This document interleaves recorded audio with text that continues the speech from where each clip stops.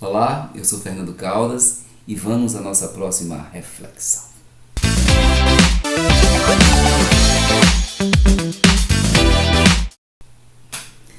Essa semana, um grupo de físicos de Liverpool, dirigidos pelo físico português Bruno Bento, publicou um artigo defendendo uma teoria que eles chamaram de teoria do conjunto causal, que é uma teoria que tenta desmentir a ideia de um universo espaço-tempo contínuo e introduz a ideia de uma presença discreta de espaço-tempo, nunca menores essas presenças de tempo espaciais do que um átomo.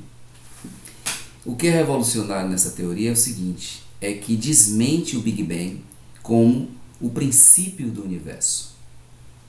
O universo agora passa a ser algo incriado, algo que nunca teve início. Pois bem, paramos aí com a física.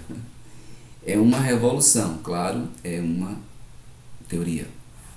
Mais uma nesse rol de tentar resolver as lacunas da gravitação universal, né? Sobretudo as lacunas em relação aos buracos negros e as lacunas em relação a um princípio possível do universo. Então essa teoria diz que o Big Bang é apenas um instante, né, nesse universo incriado. Um instante fruto da evolução desse universo que nunca teve princípio.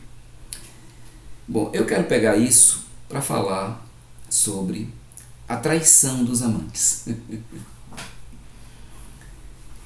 Há muitos vídeos, muitas outras reflexões e teses nas redes sociais, nos livros, desde sempre, sobre esse tema traição, que é normalmente conceituada como quando uma pessoa, de forma oculta, se envolve com uma terceira, né? E passa a ter duas relações afetivas paralelas. No campo da amizade, não. No campo da amizade, a pessoa pode ter tantas relações queira. Não há na nossa cultura nenhum impedimento, né? Nenhum impeachment para quem cometa mais de uma amizade ao mesmo tempo, né? A poliamizade não é proibida na nossa cultura. Embora existam amigos extremamente ciumentos com seus amigos e que gostariam de ter um amigo só para ele próprio, né? Existe isso. Quando se fala em traição, então, se está referindo ao envolvimento com uma outra pessoa, né, no campo dos afetos pessoais que envolvem beijos, abraços, paixões, poemas, flores, né, e sexo. Isso é que é considerado traição. E isso sendo feito é a revelia do outro parceiro, do primeiro parceiro, do que chegou antes. Porque aí a gente estava falando de física, tem uma relação tempo-espacial nessa coisa toda. Muitas vezes a pessoa ama mais de uma pessoa, mas a que chegou primeiro, a que foi o amor primeiro, com quem se fez os votos de forma primeira, é que é o traído, mesmo que o sujeito passe a amar outra pessoa com igual intensidade, né? Sem desamar a primeira. Mas a traída é a primeira porque foi a primeira nessa relação tempo-espacial. Embora o amor não caiba, seja um elemento que esteja fora dessa condição tempo-espacial. Um filósofo chamado Heidegger, de outro dia, aí, contemporâneo, ele impôs o nada em relação ao ser como fundante das coisas, vamos dizer, do universo, usar a linguagem física. Essa teoria do conjunto causal, né, desse grupo de Liverpool, então, acaba por desmentir Heidegger, embora Heidegger seja de outra praia, seja falando filosoficamente, mas é uma teoria física que desmente Heidegger. Porque se você colocar o Big Bang como princípio fundador, ou qualquer outro princípio como fundador do universo, você pode dizer, como Parmênides, o universo tem como princípio o ser, ou pode dizer, como Heidegger e outras teorias ateístas, que é o nada que é fundante, que não há razão, que o fundante é o vazio, né? Mas com a teoria, né, como do conjunto causal, em que o universo não tem princípio, ele sempre é, não podemos nem usar no tempo passado, ele sempre foi, o universo sempre é, Heidegger fica impossibilitado. Né? E aí nós voltamos aos princípios budistas clássicos, né? E voltamos a toda a mística egípcia, por exemplo.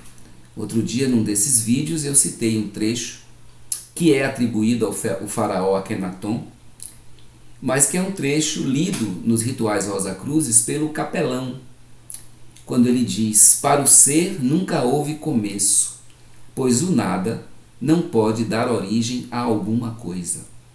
Esse é um princípio lógico, né? Para Heidegger, não. Para Heidegger, o nada é fundante, mas para o nada de Heidegger ser fundante, é preciso que haja uma noção linear de existência, que é o que o Big Bang faz. Uma noção linear de existência. Princípio, meio e fim das coisas. Quando você coloca o universo como algo que não teve princípio, então essa ideia linear de existência desaparece. Algo que sempre é. Difícil para todos nós que tivemos uma educação linear compreender isso. Algo que sempre é. Mas se nós tentarmos ampliar um pouquinho o pensamento, não precisa nem ser a subjetividade, o pensamento mesmo, a gente começa a entender isso. Vamos pegar, por exemplo, um animal. Um animal que nasce, né, o momento do parto, não sei quem já assistiu partos de animais, de um gato, de um cãozinho, é um momento muito, muito especial, né? Aquele ser já sai mamando, já sai fazendo o movimento da boca de mamar. Pronto. Esse animal se desenvolve, cresce, digamos que chega à velhice, e um dia ele morre. E ele é decomposto. Fungos, bactérias, micro-organismos decompõem ele. O que é uma decomposição? Decomposição não é uma extinção do ser, né? É uma transformação do ser.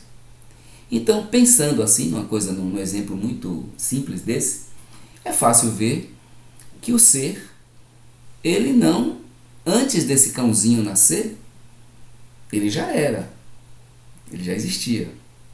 Não ele já era, não, ele já existia, né? Ele já existia num ventre, que foi fruto de duas sementes, uma do pai e outra da mãe, que o geraram. Essas sementes já existiam no pai e na mãe, que também foram geradas por outras sementes. E por aí vai num desencadear, né, ascendente, sem fim, sem começo. Então, num exemplo simples assim, é fácil ver que as coisas elas tomam outra forma, ou pelo menos nossa percepção compreende que outras formas estão sendo tomadas. Mas digamos que estejam. Mas há algo ali, há uma presença, né, que a gente falou de Heidegger gostava de usar essa coisa, presença, hífen presença, para dizer que era algo que há, né, mas que havia no pré. E sempre houve essa presença anterior à forma atual. Então o Big Bang, essa explosão que gerou esse universo plausível, é apenas um instante, né? É apenas uma das presenças do ser, que sempre foi, e vamos chamar de universo, que é também uma manifestação de um ser, de uma presença que há no próprio universo.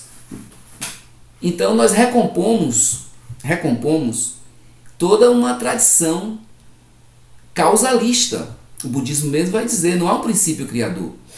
Há um mecanismo de causalidade de fenômenos gerando fenômenos infinitamente. E aí a gente não pode pensar infinitamente para frente, infinitamente para trás.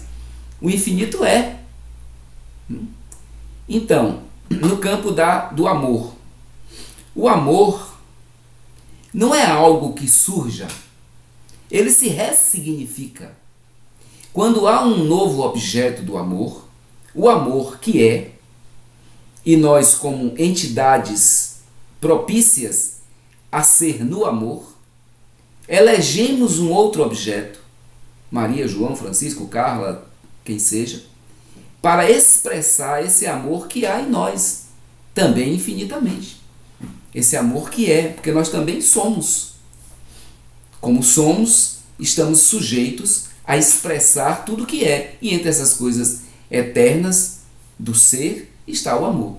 Então nós elegemos esse objeto por razões subjetivas ou não, por uma atração física inicialmente, por uma atração intelectual, por uma admiração. Lá um dia João elege Maria e vice-versa. E neles esse amor se manifesta, esse amor que já estava em ambos. Assim como o espermatozoide já estava e o óvulo já estava, esse amor também já estava em ambos, como polaridades inversas, mas a mesma força. E eles começam a ter um vínculo amoroso. Mas esse amor que está em ambos, em momento nenhum ele se mostra como uma força exclusiva. Ele é uma força. Não há forças exclusivas. Não há forças exclusivas. O fato de alguém admirar uma rosa não impede de admirar um girassol, ou uma margarida, ou um cravo, e por aí vai. Um sem números de flores e de aromas. Mas nós somos seres também culturais, logo somos seres morais, né? Está implicado uma coisa na outra. E essa estrutura de seres morais e culturais nos obriga necessariamente a viver sob regras. Então, quando esse amor que tomou João e Maria os fez par, eles passam também a conviver dentro das regras que determinam como é que um par deve se comportar. Então, toda vez, depois de um tempo desse amor está sendo exercido, toda vez que Maria, ao invés de João sentir uma amorosidade por André, né, e João sentir uma amorosidade por Mara, eles terão duas opções: ignorar essa amorosidade, suprimi-la, reprimi-la, ou exercê-la também. Ora, para exercê-la também, essa amorosidade, que é uma cobrança do amor, que é, né? Ele não é nem plural ou singular, ele é. Ele não é nem exclusivo ou inclusivo, ele é. Então, se forem exercer essa amorosidade, né, que tem essa dimensão aparentemente plural, mas na verdade é profusa, difusa, para exercer isso, tem dois caminhos: enfrentando essa força que está em Maria e João, está em todos nós, que é o amor, e dizendo publicamente: eu amo mais de uma pessoa, ou reprimindo isso para ficar bem dentro da tribo, das normas morais da tribo, e passando a ter esse envolvimento às escondidas. Então, traição, o conceito mais preciso de traição seria quando a pessoa tem uma relação às escondidas de quem amou primeiro com a outra pessoa. E aí surge uma série de produções comportamentais já estudadas, já vistas, né? A pessoa se transforma porque ela está num estado de exceção. Não é uma pessoa perversa, não é uma pessoa cruel, não é um canalha ou uma canalha, nada disso. A pessoa está vivendo um estado de exceção em que ela não sabe muito o que fazer disso. Ela não quer desperdiçar esse amor que se pluralizou, como em biologia, é um crescimento, é algo que cresce por brotamento, né? Quer dizer, um broto a mais se fez. Aliás, nas décadas passadas, chamava-se uma mulher bonita de broto. Tem umas músicas antigas da Jovem Guarda que falam isso. Então é um brotamento, é um amor a mais que se expressou, né? Devia ser motivo de alegria, mas não é, porque nesse vínculo que se estabeleceu com as normas sociais que determinam o amor monogâmico, né, criou-se uma série de responsabilidades, com cunhado, sogra, sogro, a própria família, amigos. Cria-se uma rede, as pessoas casadas têm uma rede de amigos própria, né? Então criou-se, o casamento na verdade é um alinhavo com uma série de pessoas. Cria-se a tribo dos casados mesmo, né? Dos ajuntados, dos que têm relação monogâmica compromissadas. Então, o que acontece é o seguinte: esse estado de coisas, de estar enamorado por uma terceira pessoa, não tem, enfim, acaba não tendo uma solução simples. Mas a solução mais simples para as coisas, por mais difíceis que sejam as coisas, É o que dizia Jesus: conhecereis a verdade e a verdade vos libertará. Porque estar enamorado por uma outra pessoa, tendo já um amor anterior, não é motivo de desespero, é motivo de equação, é uma equação, é motivo de resolver essa equação, essa matemática.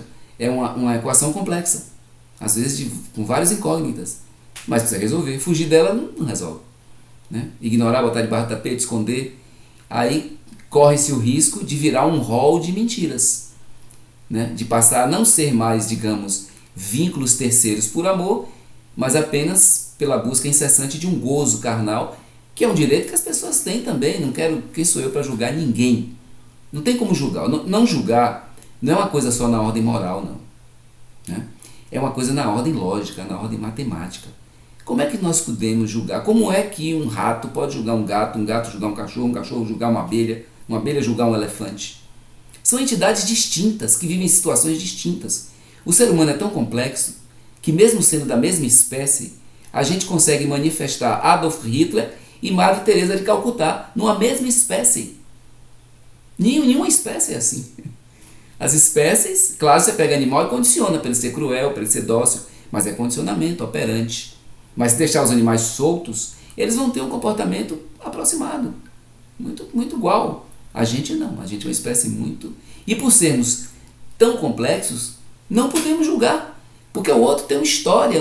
Nós somos também entidades culturais, sociológicas, antropológicas, né? Psíquicas. Como é que vai julgar uma pessoa que foi criada com pais autoritários, né? Impositivos, cruéis, de uma pessoa que foi criada com muito amor? Serão entidades distintas. Uma vai ter muito medo das relações, muito medo do amor, vai ser desconfiada, vai ser fechada, vai ter que ter uma senha muito ampla. Eu costumo dizer que todo mundo tem um password, todo mundo. Se você descobrir a senha das pessoas, você vai encontrar um manancial ali de belezas espetacular. Mas as pessoas têm preguiça disso. As pessoas querem encontrar príncipes e princesas. Me lembrei do poema em linha reta de Fernando Pessoa, né? Só a gente maravilhosa no mundo. Nunca encontrou ninguém que tivesse levado porrada. E ele que às vezes tem preguiça de tomar banho. Né? Então, alguém aparece e esse amor, que é cósmico, se manifesta por aquele outro ser, sem se desmanifestar, né, pelo outro anterior. Não há uma ruptura desse amor anterior, porque o amor não obedece às leis de tempo e espaço. Não obedece. Pessoas em idades distintas se amam, pessoas de gerações distintas se amam. Há os amores intelectuais, né? Alguém dizer, metonímia, né? Eu amo Cecília Meirelles, eu amo Carlos Drummond de Andrade. É uma força que mexe com estruturas internas muito profundas. Amores que a gente não sabe porquê, amores que entram no sonho, pessoas que sonham com alguém antes de conhecê-las fisicamente, depois conhecem e passa a ser o amor da vida. E esse amor da vida dura 10 anos como o amor único da vida, até que apareça alguém e a pessoa passa a ter 2 amores únicos da vida ou 3 amores únicos da vida. Mas o que é que faz com isso culturalmente? É muito difícil. É muito difícil. Uma coisa a gente pode fazer é parar de julgar pessoas que amam mais de uma pessoa. A não ser que a gente calce os chinelos dela, como diz Jesus Cristo, as alpercatas, e comece a viver aquela realidade. A gente não tem condições nenhuma de julgar ninguém. Nem de se autocensurar. A gente tem que equacionar a coisa. Então o amor, assim como o Big Bang, é um fenômeno que acontece no ser que é. Então vamos chamar o ser que é de amor. Então essa nova pessoa que aparece em nossa vida é um Big Bang. É um novo universo em construção. E vamos viver toda essa riqueza desse universo. Esses corpúsculos que vão começar a girar, quentes, aquecidos pela paixão, e vão criar mundos. E esses mundos gerarão vidas, e essas vidas gerarão mistério. Né? Vamos entender isso como uma criação, como uma coisa positiva, e não como algo caótico. Mas temos, claro, que nos preparar para sermos verdadeiros. Não é motivo para esconder um amor. Né? Nós vemos na sociedade que se o menino, 6, 7 anos, na escola, chegar em casa e dizer assim: meu pai, minha mãe, meu coleguinha me empurrou. E você fez o quê? Empurrei também. certamente ele vai ouvir do pai e da mãe muito bem. É assim que faz, tá? Vai virar gente capaz de se defender. Se esse mesmo menino chegasse, ao invés dessa história, tivesse outra história, dizendo, por exemplo, meu amiguinho chegou hoje, meu pai me abraçou e me deu um beijo na boca. E o pai disse, e a mãe disse, e você fez o quê? Não, eu também dei um beijo na boca?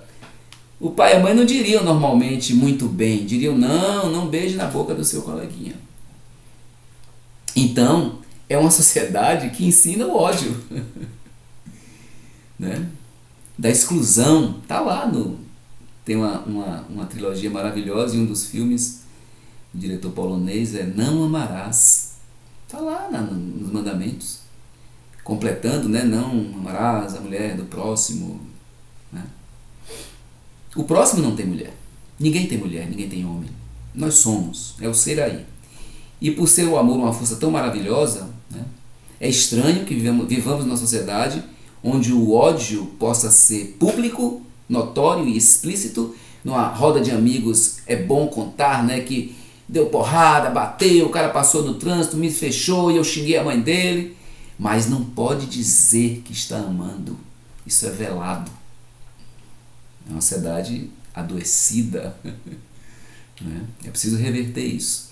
Então ninguém deve ter vergonha de estar amando outra pessoa, mesmo que já ame uma anterior, porque o amor é atemporal. O que tem que se fazer é equacionar isso. De preferência, dizer a única pessoa a quem interessa isso, que é o amor anterior, o que está acontecendo. Essa é a postura ética que se pode tomar. Não é a postura moral. A postura moral é esconder. Né? A postura moral é esconder. E ficar tendo uma vida velada. Às vezes 2 vidas veladas. E quando encontrar outras pessoas que também sejam mentirosas, cria o clube dos mentirosos ou das mentirosas. Né? O fato é que o Homo sapiens, do ponto de vista, vamos para a biologia, físico, ele não é monogâmico, ele é poligâmico. Os primatas são poligâmicos. Há uma necessidade biológica de ter mais de um parceiro sexual. Quando as pessoas são compromissadas e fazem votos diante de um religioso, de que vão ser fiéis, elas estão jurando que não vão ter relação carnal com outra pessoa. Esse é o juramento. Fidelidade na sociedade é tido como o compromisso de não ter mais relações carnais com ninguém. É um compromisso hipócrita, porque o bicho, Homo sapiens, é poligâmico obrigatório. Mas ele pode ter uma postura monogâmica? Pode. Porque nós somos totipotentes, nós podemos tudo. Desde que seja verdade em nosso coração, verdade em nosso ser. Né? A verdade sempre como caminho. Sempre como caminho. E aí, esse ser que sempre foi, esse universo que sempre foi, se transformará num amor que sempre é. E que nós podemos generosamente ofertá-lo. Porque o amor, como eu disse outro dia, não existe para o gozo de um casal. Ele existe para a evolução do planeta, para a melhoria do planeta. E essa junção de 2 pessoas só tem essa função. Gerar filhos físicos, ou não também, esses filhos podem ser adotados, podem ser simbólicos. E gerar filhos subjetivos, filhos simbólicos no outro sentido, no sentido de construções que possam colaborar com a evolução do planeta. Né? Amor é para isso. Amor não é para gozo, não. É para trabalho. Até a próxima reflexão.